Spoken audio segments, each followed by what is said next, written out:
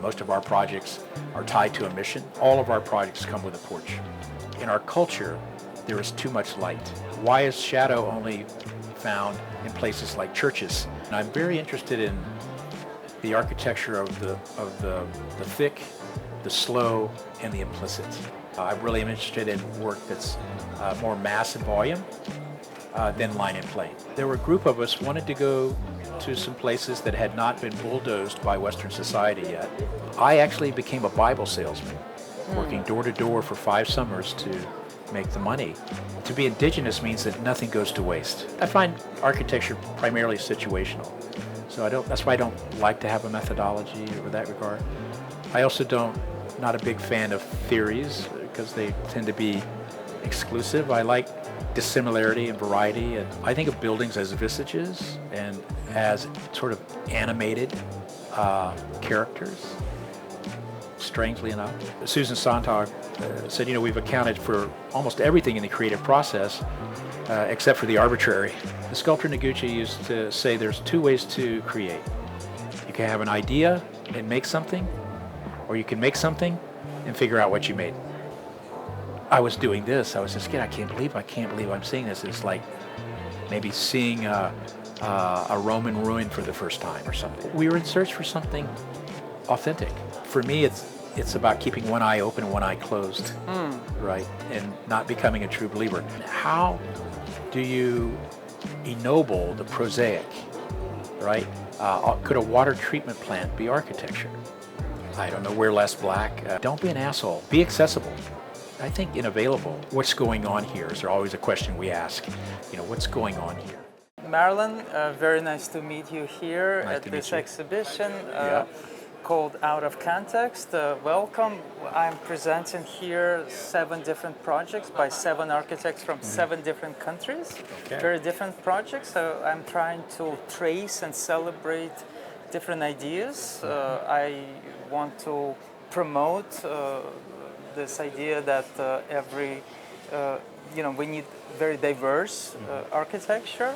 Ideas should come from very different places, and I want to interview delegates of WAF and ask what drives you, what kind of ideas you looking for, what kind of architecture you try to create. And first, to start this conversation, I want you to introduce yourself and to tell us what are you doing at WAF? What is your role here? Okay.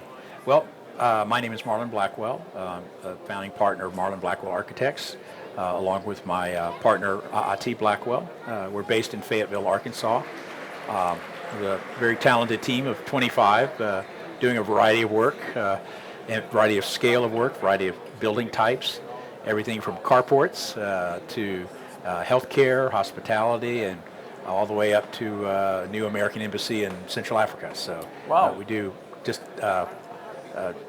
about anything that could be architecture, and we believe everything should be able to be architecture as well. And what are you doing here? You presenting a number of projects? Yeah, this is the first time WAF is in the U.S., and I really hadn't participated in WAF. It's been since Berlin, really. And but you did before.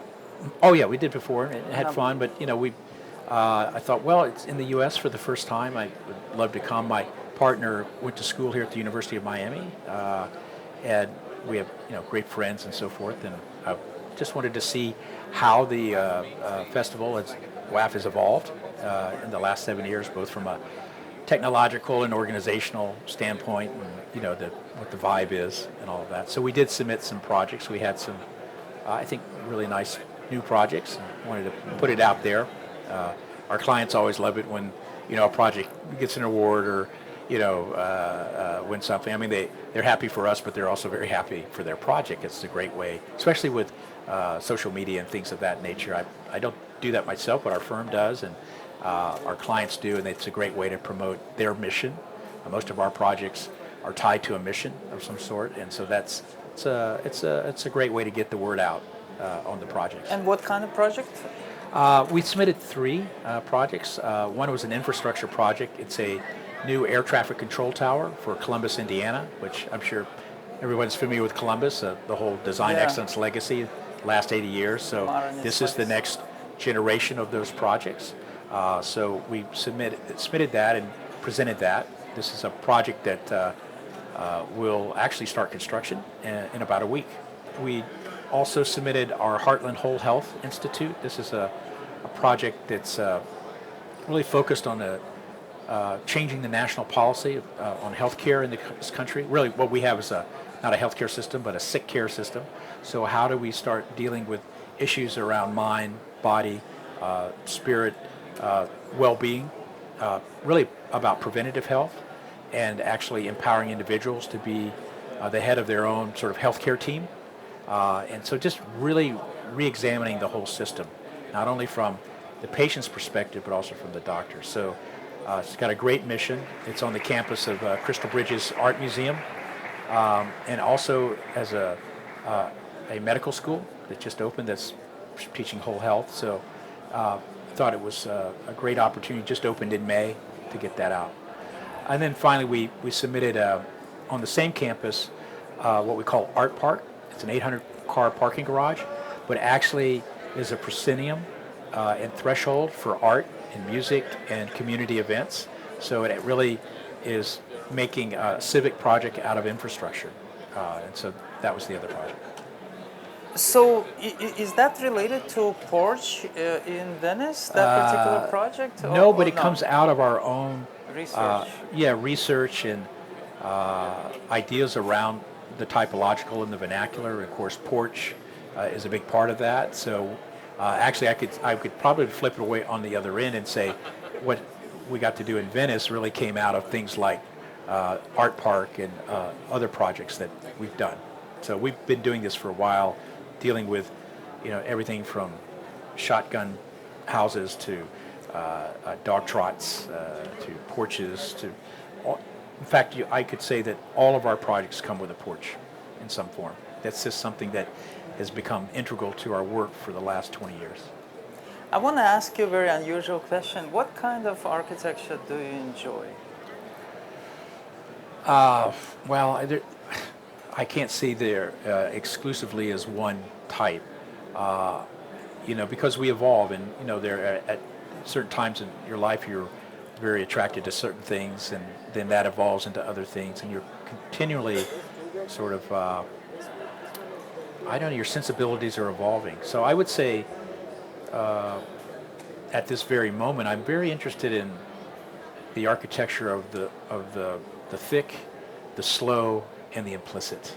Oh, wow. And in opposition, but not exclusively, to architecture of the thin, the fast, and the explicit. Okay. So structural expressionism is less interesting to me at the moment. I mean, I of course love cantilever, but I'm not interested in seeing every aspect of structure. I really am interested in work that's more mass and volume than line and plane. But again, but not exclusively. But it's in my teaching, I'm kind of focused on that, trying to find ways to make the thick, the slow, and implicit in the way that we build today is a challenge in itself, because we build in a layered way. So not in a, solid. And way, I wonder, where did that idea come from? Did you happen to explore a particular building that changed your mind, changed your focus, kind of redirected your interest? Mm-hmm. What was the reason? And I understand that it wasn't there from the very beginning. No. This is a recent turn. Fairly. Relatively. I think it began to change in 2008. I went spent a month in Mali. I went to West Africa with a group of architecture friends. I guess in 2008 you were not very busy. Was that the reason? No. Super busy. But there were a group of us wanted to go to some places that had not been bulldozed by Western society yet. So it was myself, Rick Joy, Tom Kundig, Wow, Wendell Burnett, what a company. and Brian McKay Lyons, along with the South African architect Peter Rich. And we went for a month looking at work made from dust and dirt and mud, and also explored the Dogon. But there was this idea of this sort of architecture with weight that actually weighed something, is made of the earth. It was very interesting to see, and just the way in which light played along that, this idea of surface became more relevant to me, and it underscored how little of it we have in the U.S. I mean, in the terms of the way we build and those types of buildings. But what I noticed is in these structures seemed to be more shadow than light, and I realized the emotive and evocative aspects of architect in many ways are tied to the mystery of light and the abundance of shadows. There's, I brought James Terrell to Arkansas for 3 days to talk and spend some time with us, and he made an interesting observation about architecture and light, and he says, in our culture, there is too much light. Everything is about creating foot candles that replicate daylight on the inside. And he said there's too much light and overstimulating.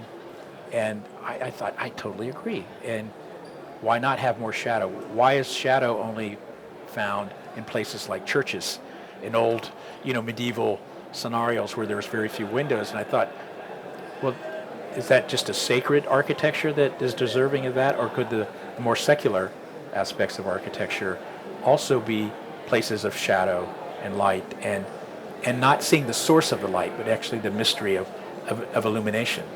So those are things that we haven't fully, I would say, induced in our work, maybe aspects of it, but that's where my interest is at the moment. That trip that you mentioned, how did you find each other? Was it a conference there, or no, what was the reason? We had become friends because we were all of these North American architects. When I say North American, Canada and U.S., I'm not leaving out Mexico, it's also part of North America. But I think we're working in our place, in our places, and I think we're pretty well have a conviction that we're making work, even though we're in very different parts of the country or the region, making work that's in its place, for its place, and of its place, but sometimes necessarily out of place. And we felt like it would be a wonderful opportunity and discovery to go to a culture of building that literally is building of its place. So it's something that we hope to find resonance. I don't think there was any desire to take a direct translation from that experience into our own work, but it would contaminate the work in some form over time, which it has, just based on what I just said. But that's how we found each other. We all had mutual respect for each other's work, even though we're all doing very different things in our own interpretation of place. And so we said, well, let's do it. And so Wendell and Peter Rich, and Peter had done this following in the steps of Aldo van Eyck earlier in his career. So it was just something we didn't know much about, and it's like, well, let's do it, So, and we started the trip, ironically, at Pierre Chareau's project in Paris. I suddenly can't think of it. The Maison de Verre. That's where we started. From the early 30s, yeah. 3.5 weeks in Mali. We floated down the Niger River for 5 days, camping in the desert, seeing villages. We brought cola nuts and we traded that for access to these villages and to see the mosque and such. Then we went to the Dogon escarpment, Jenny, and then we ended the trip back in Paris at the Villa Savoy. Wow. So it did a kind of strange bookends, Pierre Chareau and Corbu, Which is and not sandwiched about in between. weight at all. No, it's about the perception of the absence of weight in some ways, but all of it somehow is mixed in, right? It makes these sorts of things that, like I say, it's not one thing or the other. It's like they're all of a certain kind of caliber. Would you say you learned from that trip more from what you saw and visited and explored, or by having conversations with those companions? It's interesting. I learned a lot by drawing. So Brian K. Lyons and I did a good bit of drawing just to kind of feel more closely what we were seeing. I think the conversations were great, especially at night around the fire, that sort of thing. Although jokingly, one night we were all sitting there having a cigar and a little bourbon and taking in the day, and it got quiet, and then Rick Joy said, you know, if somebody just suddenly blew up this entire fireplace and us with it, it would wipe out about half the second-tier architects in America. So, anyways, that's where our mindset was going. It's like he's always aware of his own significance. That's exactly. And I love the idea. You know, second tier was, even third tier was probably pretty accurate. But I think both. I think writing, you know, we did a lot of traveling through the landscape too, where you're moving forward but looking sideways, and being able to stop and see a baobab tree and understand what that's about, or look at fish baskets, and just, you know, just material culture, right? And understanding what it is to be indigenous. And our takeaway, because I traveled to Yemen before as well, several times, is that to be indigenous means that nothing goes to waste. Everything is accounted for, right? What's consumed and what's, discarded, but it all is rolled back into the cycle of life, right? Very important lessons. I wonder, so when was that trip? What? 2008. 2008, yeah, you mentioned. we went to Mali, and then I think I was in Yemen 97 and 98, before the things went south, yeah. When you start a project, I wonder, what are the first steps? What inspirations do you refer to? Any references? Do you turn to history? Do you need to see what is going on at this moment in various parts around the world? Do you go back to your own projects? What is the process like? It's a great question, because, again, I don't know that we have, or I have a kind of methodology that I would enumerate. Like school, first you look at the sun angles, and then you do this. It doesn't. Those are things that are refinement techniques. I think for me, first there's embodied knowledge that you've collected by understanding the knowledge of your own discipline. So you've studied history, you've studied language, and very often in school, as they were reading out the brief of the next project, I would already be drawing what it is, right, without knowing what the research in the program was, or knowing even the site. I'm already, and very often there are projects I do that are projects in search of a site. And so, that's how I begin. I think I used to be a cartoonist, so that, and I sort of transitioned out of that into you mean architecture. Before you started studying architecture? Yeah. At what age? Probably 8, 9 years old, and all the way up through, really through college. I was, I had my own cartoon strips and things of that nature. Really, what it was about is how to reductively create expressive character with the fewest marks of a figure. And most of cartoon is about the visage, I think, in a way, at least the way I was looking at it, and about how to tell stories, create scenarios. Sequences, and of course, because it's not just one character, you're making multiple characters, it requires empathy and role play. And these are things that I think fit really neat into architecture. So I often think about, what would it like to be there? What would it be like to be there? What would it be like to touch this? What would it feel like? So I'm always trying to think empathetically about, the nature of what the project would be, but how would it be inhabited or experienced? So that's one aspect of it, but the other aspect is, what you immerse yourself in. And I do, in my own way, take the world as it's given to me, and then try to find ways to represent it on my own terms. So it's a reinterpretation. So that's why it's important for me to go see a place. But what I'm doing is less mathematical and numerical. It's sort of a experiential inventory of what's going on, textures, patterns. If I find a place and I see the moss on one side of the tree, I understand that's probably the north side where it stays more moist. Things of that nature, so that I can make analogs to how I would think about positioning things and situating things. And I find architecture primarily situational. So that's why I don't like to have a methodology in that regard.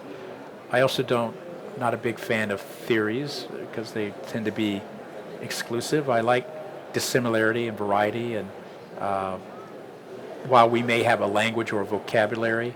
And I think you do have a strong kind of recognizable, maybe not consciously. Yeah, and I think part of that is, I think it's a carryover from the cartooning in a way, where I think of buildings as visages and as sort of animated characters, strangely enough. So they tend to be understood or conceived in section and profile rather than just plan. So I'm very interested in terrain and how that is either consumed or resisted by what we're doing, either as an opposition or something that is more consonant with it. It's just. But I think, I don't know. I tell students this is that you continue teaching, right? Yeah, I just stepped away from University of Arkansas after 33 years. I'm currently the Lewis Kahn professor at Yale, but my goal is just to become more of a hired gun to teach once a year. I mean, I'm at that point in the career where my interest really right now is on the focus. Is on the practice, but teaching creates a feedback loop, so that's really important. But I was reminded of how you begin. Susan Sontag said, we've accounted for almost everything in the creative process except for the arbitrary, and how we begin. And for you, is that the most important thing? I think the most important thing is to begin. So Noguchi, begin anywhere. Yeah, the sculptor Noguchi used to say there's two ways to create. You can have an idea and make something, or you can make something and figure out what you made. And I don't think it's one or the other, but it's both. It's both, but very often I will just make something and then figure out how it can begin to align itself with the situation in which we're given, the nature of the problem or the project. What's going on here? Is there always a question we ask? What's going on here? Whether that's in the cultural realm or in the more biological realm, or the geological, what's going on here? And then what role does an intervention of architecture have to play in that? How does it become something qualitative in this particular situation? Either taking existing qualities and intensifying them, or introducing qualities that may not be so prevalent or more latent. When you visit buildings done by other architects, I wonder what kind of qualities you're looking for that you want to explore, experience, touch, smell. Well, and maybe you all, can all of those things. recall some specific examples that really, become very memorable and striking. Yeah, well, they're both by architects and then not by architects. I mean, that's the beauty of it. I call it getting giddy.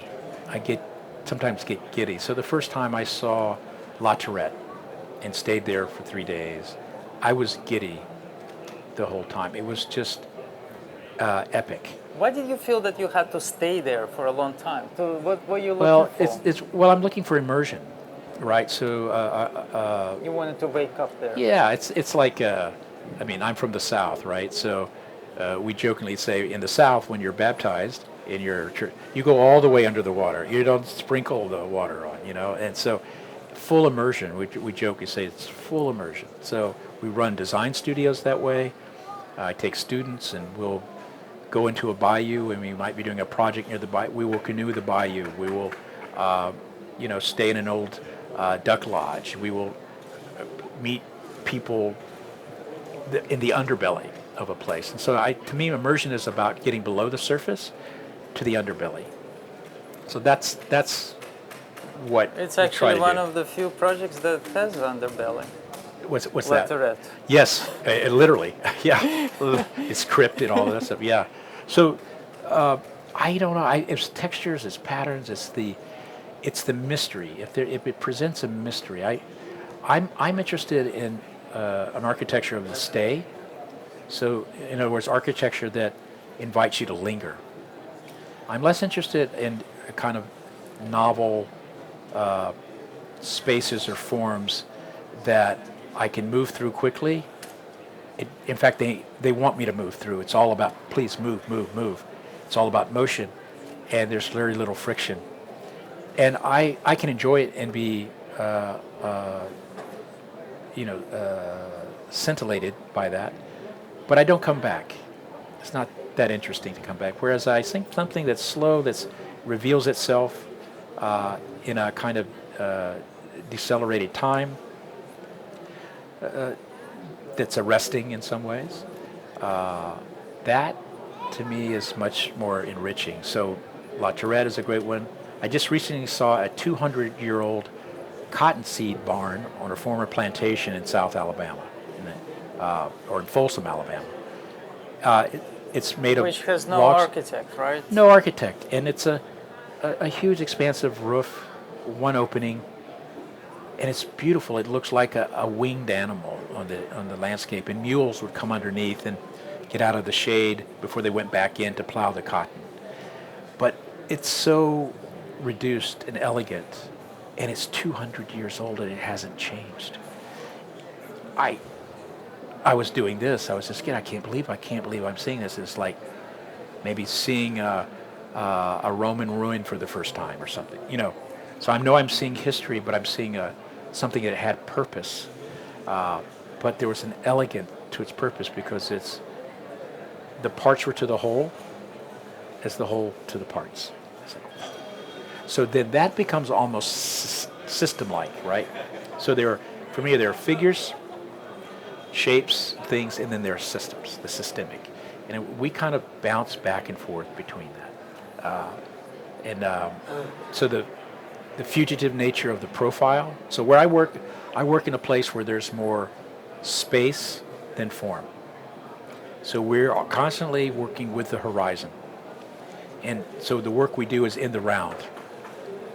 So the idea of the profile is something that's arresting because it's because it's fugitive. You see it, and it's a gestalt. It's quite legible, and as you move around it, it begins to dissolve, only to be rediscovered again on the other side or something, like an old barn, right? That to me is how we conceive a lot of our work, is understanding that someone will engage it, and it will present a certain familiarity, and yet simultaneously a certain strangeness. To achieve that, one has to understand where you're working, the nature of the place where you're working, and ideas around local form or typologies, but at the same time, you have to have an understanding of your own discipline, a universal language, and then figure out this idea, this relationship between the local, the global, and the universal, and how to create a productive tension between these things, toggle back and forth.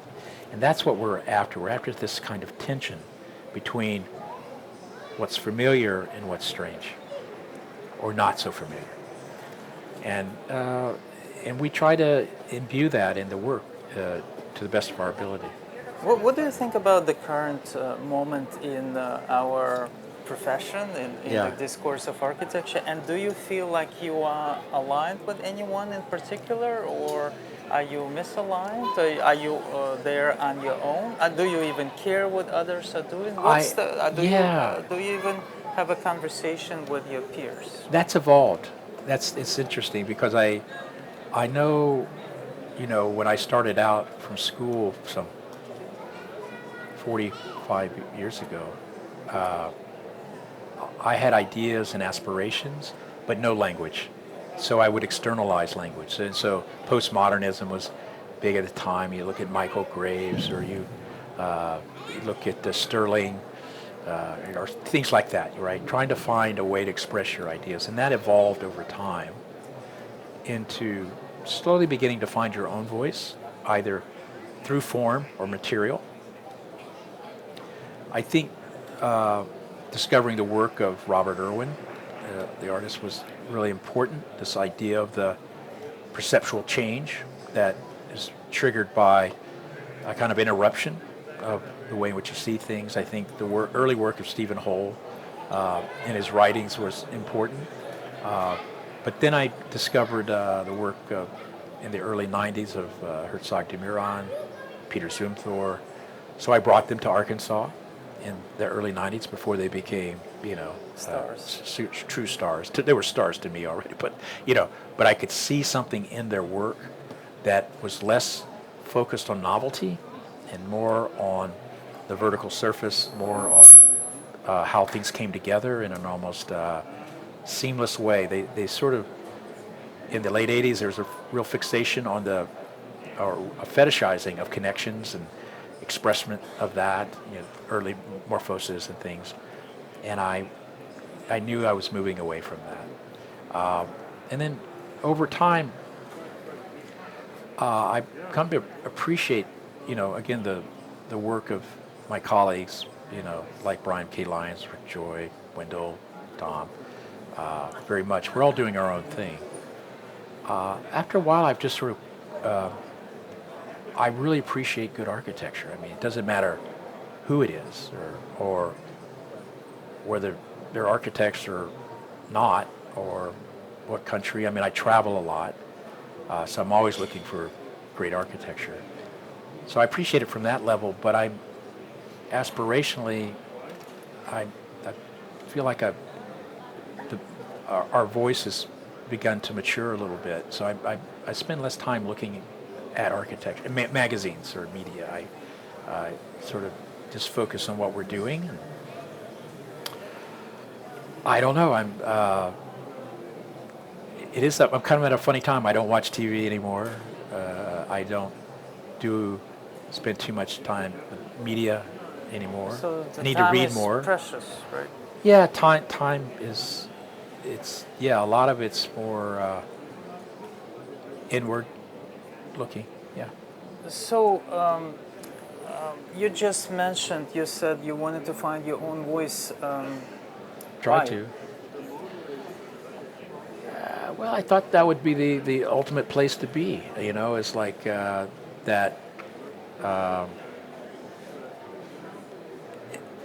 It's a search for your own authenticity, right? You feel it's necessary. I think so, because I think as we start, we do have to externalize a bit, because we don't have a discourse, most of us, very few coming out of. But I knew you can come at it two ways. You can develop a body of work and then a discourse, or you could develop a discourse and then a body of work, or you could do both and let them enforce each other, right? And that's kind of what I've been involved in. But yeah, I have a good friend from New Zealand, Jeremy Smith, with Irving Smith out of Nelson. Very small place in New Zealand, same as where I am in Arkansas. But we went on several road trips through the South, the rural South, the Delta, really tough places. But we were in search for something authentic, anything that felt original or felt not store-bought. So if I go to, we'd stop along a roadside gas station.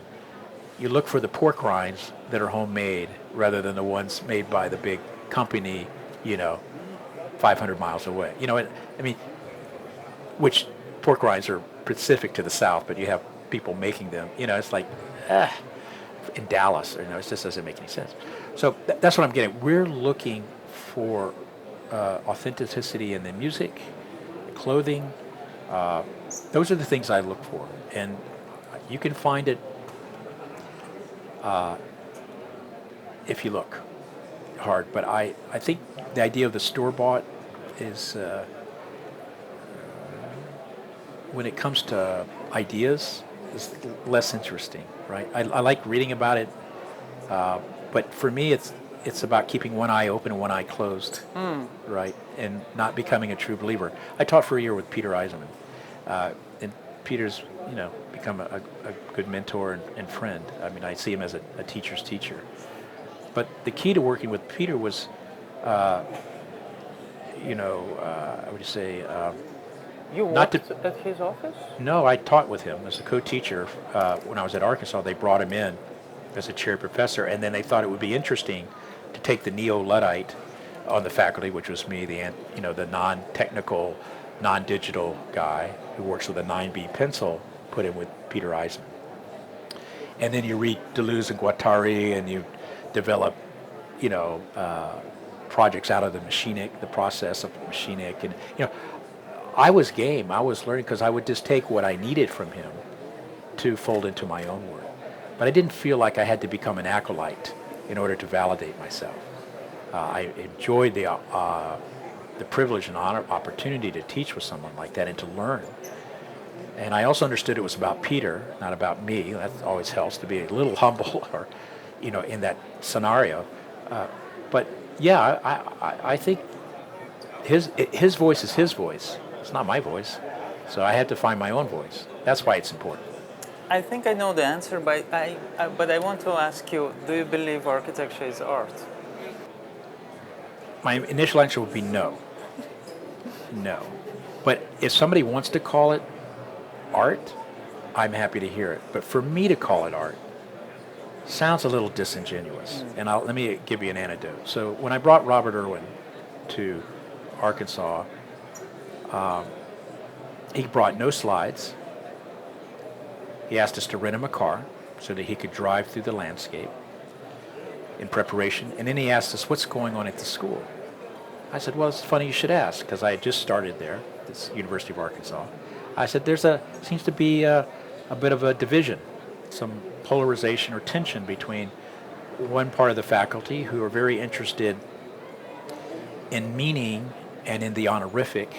So, in other words, design the house for the dead blind poet, or the hall of the ever burning flame, and that's what kind of makes architecture. And then there are another group who are interested in how do you ennoble the prosaic, right? Could a water treatment plant be architecture? That sort of thing. So I said there's a little bit of a tension.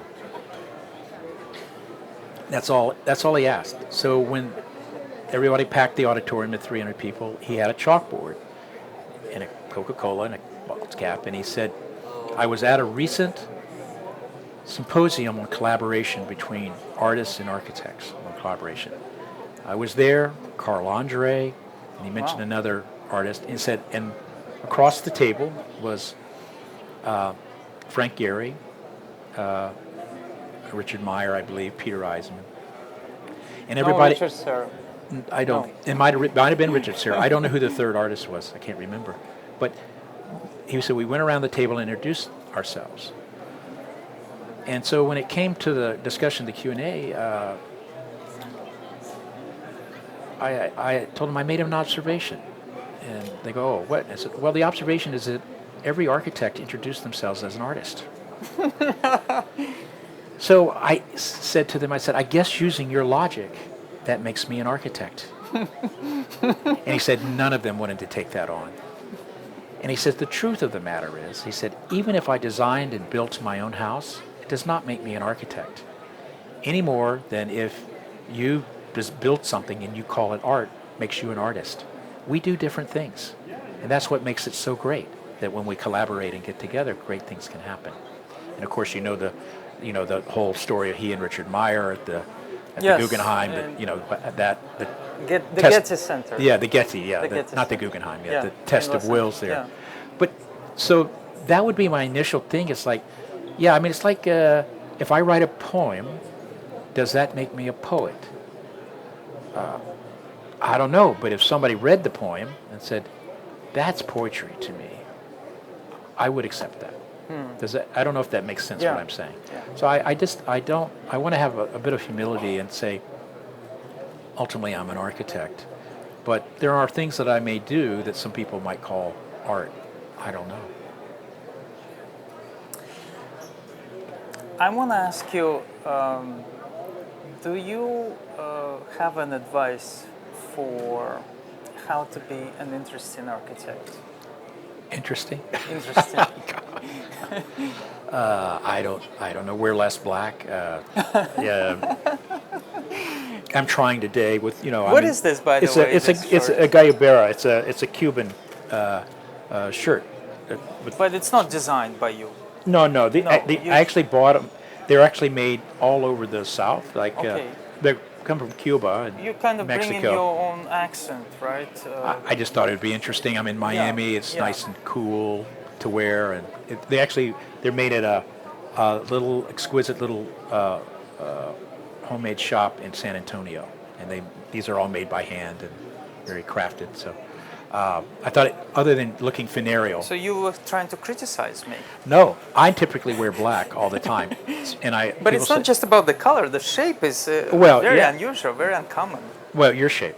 No, the shape of the suit. Oh yeah, well Yeah. it's baggy and it's Yeah. kind of little David Byrne here Yeah, from the yeah. Talking It Heads. has character, and look Yeah. at my.